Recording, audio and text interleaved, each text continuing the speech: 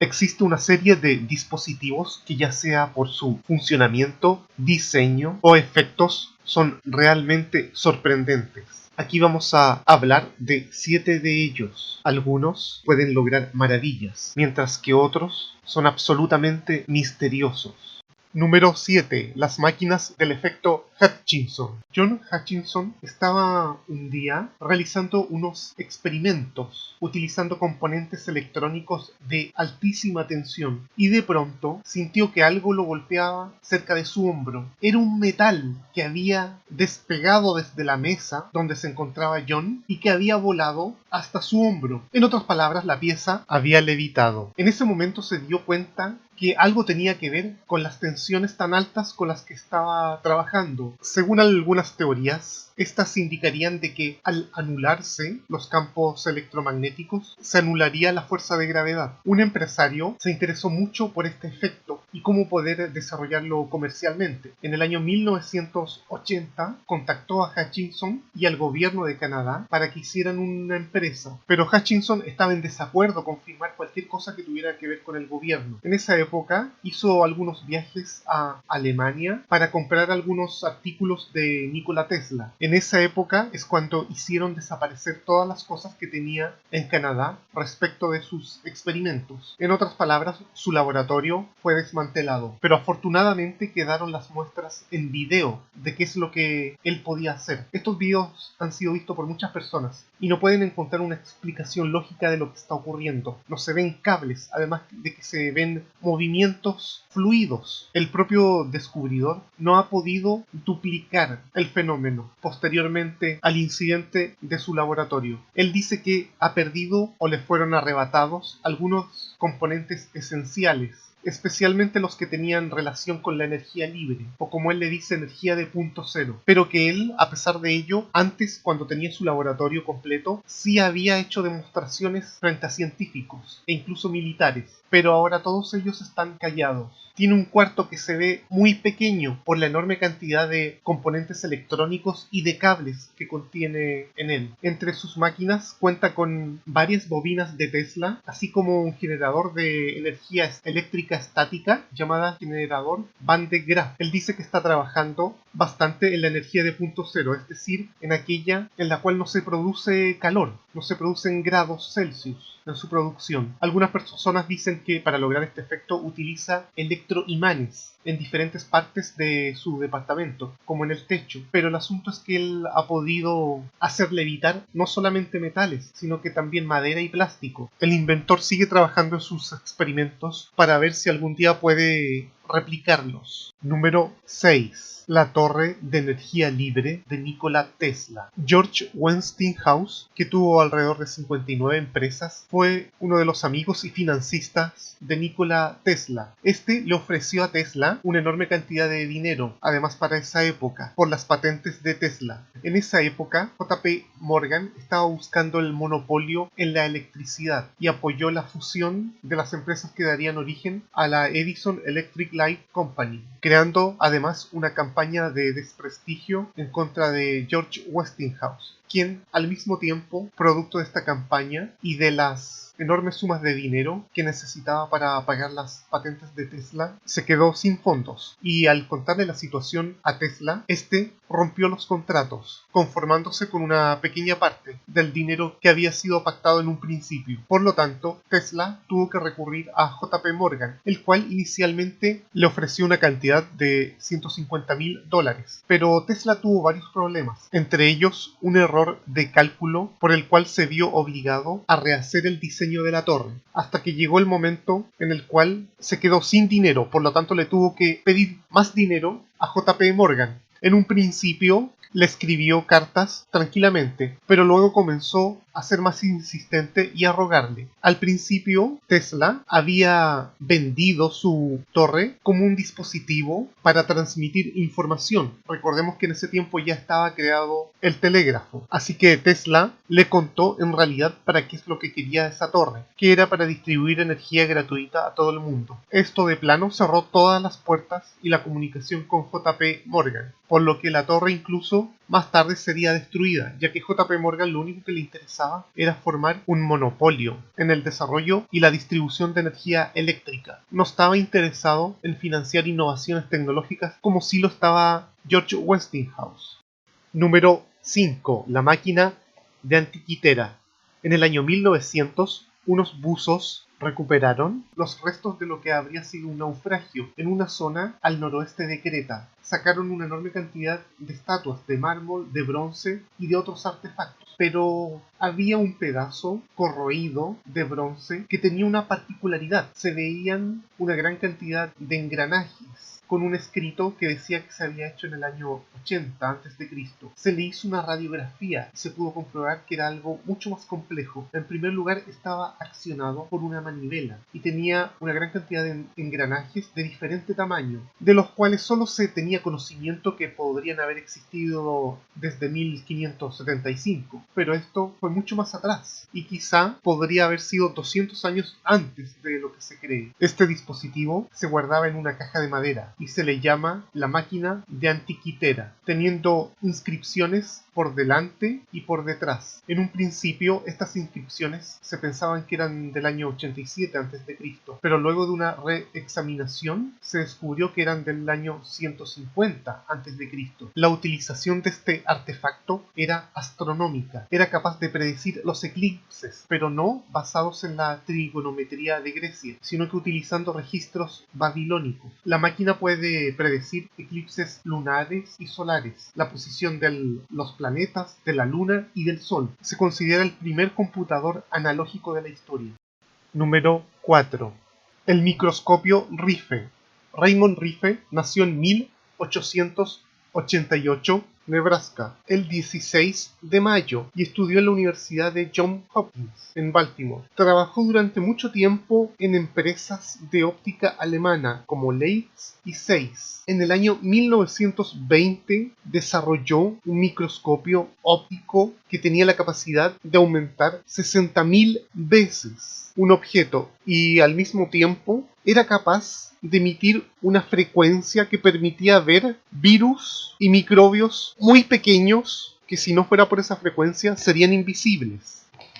Incluso hoy en día, desarrollar un microscopio de esa capacidad costaría una enorme cantidad de dinero. En otras palabras, es un invento que en el día de hoy solo lo podrían desarrollar corporaciones. Es parecido a lo del viaje de la luna. Antes se podía viajar a la luna, pero ahora, muchas décadas después, por alguna razón, se hace casi imposible. Por supuesto que existen los microscopios electrónicos que pueden llegar a 1.000.000 de aumentos. Pero cuando se trata de observar ciertos microbios como algunos virus, estos son destruidos. Además de que se necesita una enorme cantidad de tecnología para producir un microscopio electrónico. Mientras que con el microscopio de Rife no solo no los destruía, sino que también se podían observar perfectamente y ver cómo se movían, cómo interactuaban. Al mismo tiempo que podía tener esa enorme cantidad de aumentos, de emitir una frecuencia que permitía ver estos microbios, también era capaz de emitir otro tipo de frecuencia para eliminar estos microbios. Es así como Rife utilizó por cerca de 2 décadas su microscopio, pero el director del Instituto Rockefeller, el microbiólogo Thomas River, dijo que era un fraude, acabando con la reputación de Rife. Así es, el director del Instituto Rockefeller le dio la etiqueta de estafa a Rife. Rife descubrió una manera de poder lograr hacer resonar con una determinada longitud de onda el microbio, hasta hacerlo reventar. El microscopio constaba de 6.000 partes. En el año 1964, en la Universidad del Sur de California, se realizó una comisión para dar a conocer el descubrimiento de Raymond Rife. En el hospital del condado de Pasadena se llevaron a 16 pacientes diagnosticados con cáncer en fase terminal. Un grupo de médicos confirmó que después de 90 días de terapia, 14 de los 16 pacientes estaban completamente curados. Los otros dos pacientes siguieron el tratamiento por 4 semanas más y también se libraron del cáncer. La comisión médica dijo que el tratamiento fue 100% exitoso. Es así como 44 connotados médicos celebraron el fin de todas las enfermedades, dando una celebración de Milbank Johnson. Eso fue en el año, pero posteriormente una serie de hechos extraños ocurrieron, como que le fueron robando de a poco los componentes que tenía Rife, como los registros, sus notas, fotos, sin que se pudiera descubrir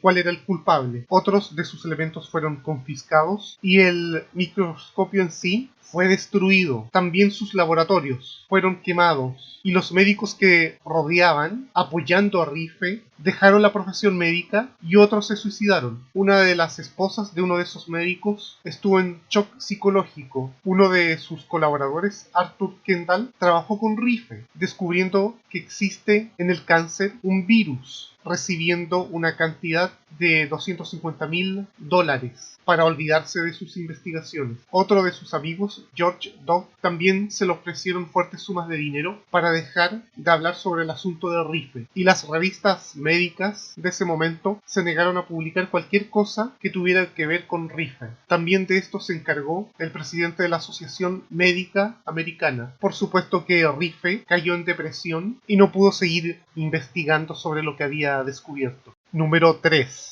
La máquina de energía psicotrónica. Ya en el año 1973, la Asociación Internacional de Estudios de Psicotrónica en Praga, en el año 1973, celebraría su primer congreso. En los años 60, un investigador checo llamado Robert Pavlita era inventor y además tenía a su cargo una empresa textil. Él decía que se dedicó 30 años al desarrollo de estos dispositivos psicotrónicos. Estos dispositivos parecían partes de una máquina, también monolitos de la isla de Pascua, que según él tenían la capacidad de acumular energía de organismos biológicos y luego esta energía utilizarla para el crecimiento de las plantas, para purificar agua y para llevar a los caracoles a un estado de hibernación. En el año 1970, Woodrow Ward de Estados Unidos creó una máquina psicotrónica que funcionaba con la mirada, especialmente con la mirada de niños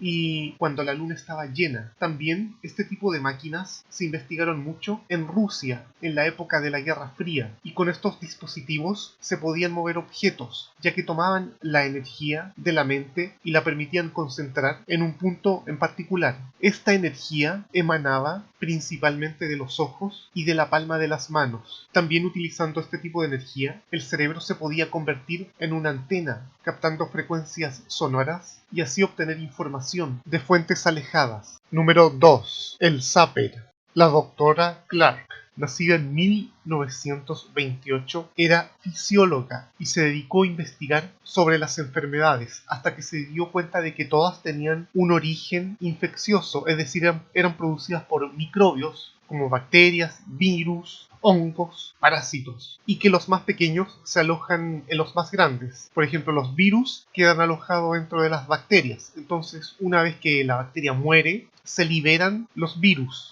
Para detectar qué microbio es lo que está infectando a una persona, desarrolló un aparato llamado sincrómetro, el cual permite saber, utilizando dos elementos, el que se quiere buscar y la sustancia en la cual se quiere buscar. Por ejemplo, se puede tomar una bacteria o incluso un metal, y luego el elemento donde se quiere buscar, por ejemplo, una muestra de saliva. Si resuenan estos dos a través del sincrómetro, entonces quiere decir que sí se encuentra ese elemento buscado. También desarrolló un aparato llamado Zapper. Este fue producto de los descubrimientos que hizo de que si hacía resonar un microorganismo dirigiendo una frecuencia en un nivel determinado, el microorganismo se destruía.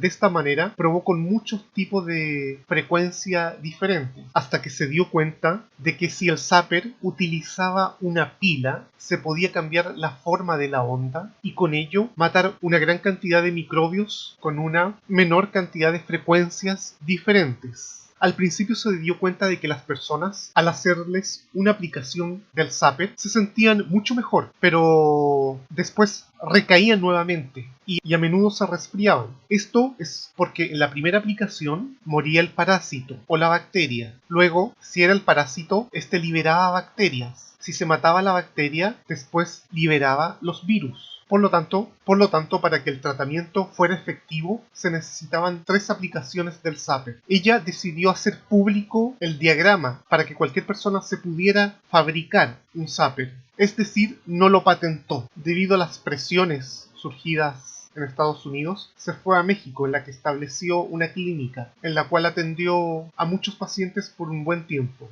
Número 1. Implantes extraterrestres. En el año 1971, una joven de Adelaida, cuando tenía 10 años, vivió una experiencia de abducción. Luego le siguieron 2 abducciones más. Susan decía que habían 2 tipos de seres. Uno que eran de ojos grandes, alargados, de grandes cabezas, y otros que parecían humanos y que también a ella le parecía que dirigían las circunstancias. Ella sentía que le hacían exámenes médicos, hasta que un día, en el año 1991, un dentista le sacó una radiografía a la boca y se vio claramente un objeto muy extraño. El dentista no supo saber qué es lo que era. Pasó un tiempo y se dio cuenta de que el elemento que había encontrado antes ya no estaba. Susan le había dicho que se lo habían sacado. Así como Susan, han existido muchas otras personas a las cuales se le han implantado artefactos. Estos implantes comparten algunas características comunes, como la que se forma una capa orgánica compuesta de queratina, pero a pesar de ello no puede ser cortada por el escalpelo quirúrgico, sino que la única manera es utilizar el láser. Otro aspecto es que al parecer tienen magnetismo, el cual una vez que se extraen del cuerpo, este desaparece. También se desarrollan nervios alrededor del implante, pero en lugares en los cuales no hay normalmente nervios, como es en el dorso de la mano y en la mandíbula. Tampoco, y quizás por esa cubierta de queratina, es de que no expresan respuesta inflamatoria en ningún momento. Tampoco dejan señales como marcas o cicatrices. Y si es que muestran alguna marca, es solo al principio, como si fuera el primer día en el cual se implantó. Y esta marca luego desaparece. Y las personas que se han sometido a este tipo de implantes en sus vidas no habían tenido cirugías normales. Los investigadores han descubierto que aproximadamente un 15% de las personas que han sido abducidas o que han tenido contacto con extraterrestres emiten una fluorescencia que puede durar entre 2 horas a 2 días después de que ha ocurrido la abducción, y en un grupo menor de personas puede durar incluso un mes. Son varias las teorías que exponen los investigadores para explicar cuál es el uso de estos implantes. Algunos piensan que son una especie de antena que les permite a las entidades saber dónde están y cómo se encuentran los abducidos. Otras personas piensan que sirven para activar ciertas habilidades especiales en los contactados. Están hechos de una serie de materiales muy difíciles de replicar y que por lo tanto, si es que fueran hechos aquí, sería con una tecnología que todavía no es de conocimiento público. Nos vemos pronto desde Unamun. Recuerda suscribirte y darle una mano arriba para ver más de estos videos extraños.